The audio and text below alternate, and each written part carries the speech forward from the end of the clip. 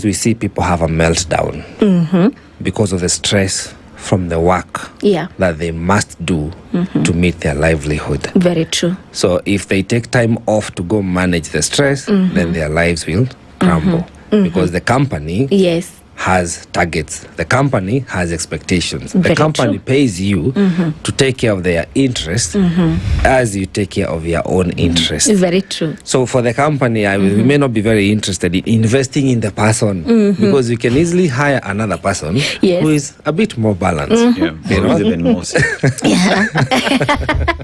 Yes. So, you know, the cost and effect and returns comes into play. Very true. But those whom we see meltdown, sometimes we can help. But you spoke about something very significant, the unseen sickness. Yes. The unseen only comes out when you hear somebody, either they took their own life or they just resigned or something tragic happened. Very true. What would be the telltale signs where I will know Dennis, my guy here, now things are shifting, you know? Yeah.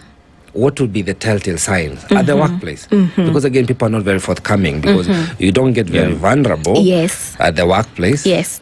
As you said, the stigmatization, the discrimination, the profiling may come into play. But what would be some of the things that you see and say, oh, your friend here, much as they're not talking about it, something is loud enough to be seen?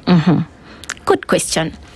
And let me reference that to baseline behavior. Okay? Right. There's a way we know you act in a normal day setup. You come in, say hi to people, hug, but all of a sudden some baseline behaviors have changed. We normally realize that you used to go to do lunch at 1 p.m., but you barely now doing lunch. You used to do gali, but now you're doing some strong tea. Maybe you're broke.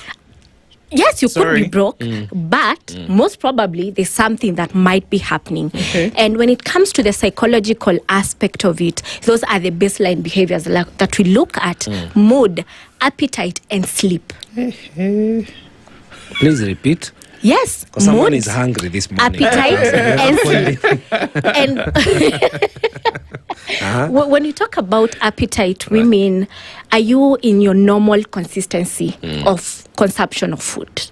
You know, you used to do the 3 meals, but now you can even barely go with one. Again, that's alarming. Right? You used to observe maybe your dinner time at this particular time, but you barely do dinner because there's no appetite at all. The drive towards you eating, isn't it? Isn't there. When it comes to sleep, disturbed sleep patterns, talk of oversleeping, talk of insomnia, hyper and, you know, yes.